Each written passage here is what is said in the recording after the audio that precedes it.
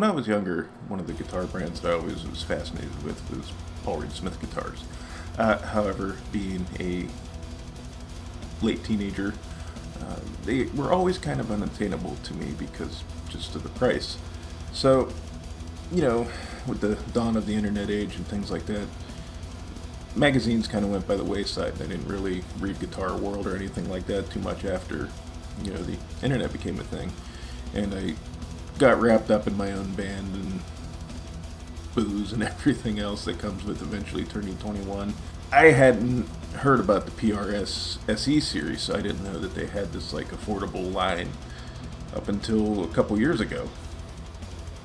And so I started watching some videos on it and seeing what this SE line was about. And I eventually got a 2015 PRS Tremonti SE that I really liked. So I started looking around and I eventually happened across this. This is a 2020 PRS Custom 24 in a limited edition fade finish.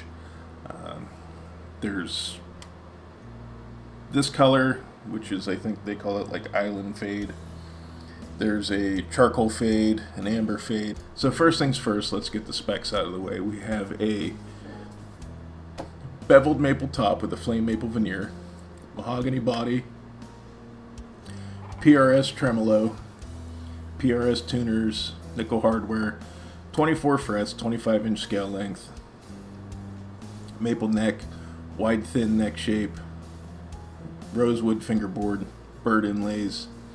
For pickups, we have the 8515S. For controls, we have a volume, we have a push-pull tone control to split the pickups, and then a 3-way selector switch. Out of the box, I had no problems with this guitar, no sharp fret ends or anything like that, which seems to be something that's kind of more prominent the last couple years with the things that have been going on in the world. The only thing I noticed is there's a little bit of finish marks on the rolled edge of the fretboard where this looks like they didn't tape it off good enough when they applied the finish to the neck itself. But it's not a deal breaker, and I'm sure it'll wear off with time and use. I have Fenders that have this that cost roughly the same amount of money, so it's not the end of the world, but it is something that's kind of weird to see. The frets, I will say, are, for a guitar that's under $1,000, this probably has the best fret end dressing that I've seen. Much better than the Made in Mexico Fenders that I have, or even the Made in Mexico Fender necks that I've bought for projects. I would say this is up there with my LTDs and my Schecter and one of my American Fenders as far as the overall quality of how the frets are dressed and leveled. No complaints there. The tuners, I had a big issue with the tuners on the Tremonti to the point where I replaced them with hip shots. They felt cheap. I didn't like them too much. This guitar, they must have done something in the 5 years between when my Tremonti was made and when this was made, because these actually feel pretty good, and I don't really feel any need to change them, other than I like locking tuners because I'm lazy when it comes to string changes. But I mean, as far as functionality goes, they stay in tune and they work the way they're supposed to. The bridge, I'm finding that I really like the PRS trem. I feel like it's a little bit more stable than the Fender bridge. Both of mine are floating, and I feel like it takes a little bit more to really kind of mess with them. The nut, I'm not sure what the nut's made out of, but it doesn't feel cheap like some guitars do when you get into that sub. It almost feels like a Graph Tech, but I know it's not a Graph Tech. It's some kind of artificial material, but whatever it is, it's fine. The strings go through it the way they're supposed to. They don't bind. The slots are cut really well, and the depth is right, so I mean, you don't have to mess with it.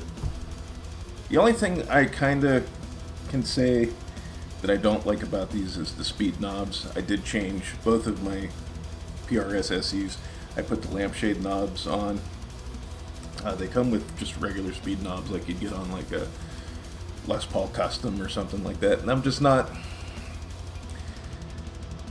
call me vain, but I think that the lampshade knobs just look better with a PRS guitar. That's just me. I'm not a big fan of speed knobs in general. Feel wise, you know, it feels like a PRS.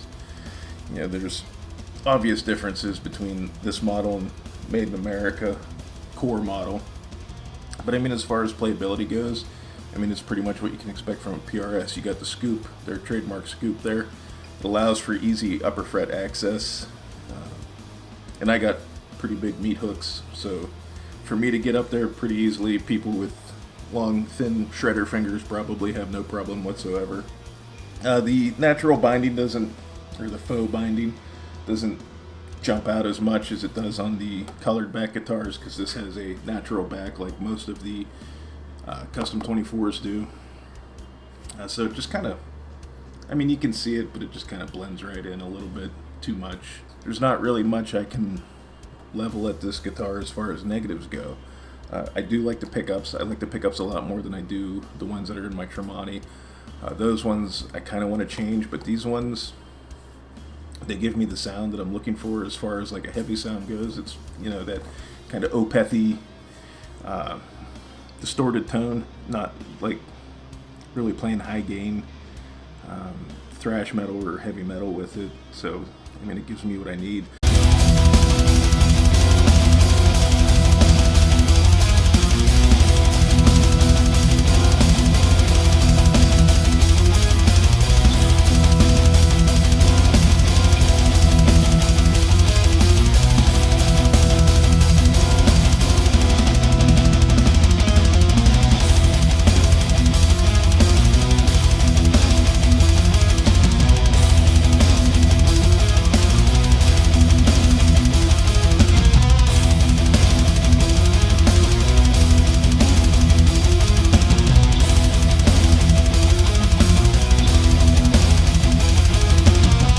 Clean tones are amazing with these.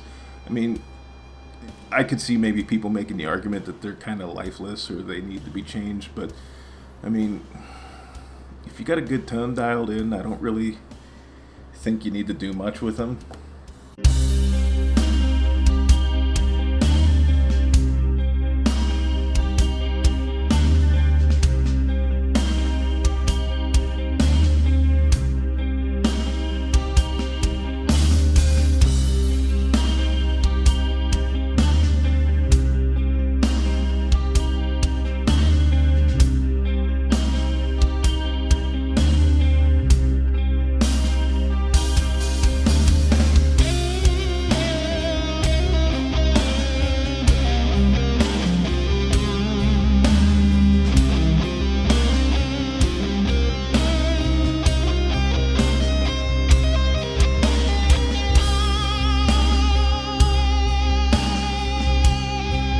As far as that goes, it's going to boil down to personal taste, and everybody has their own different personal taste, because tone is subjective. You know, for what I do, they work. For what somebody else would want to use the guitar for, might not work.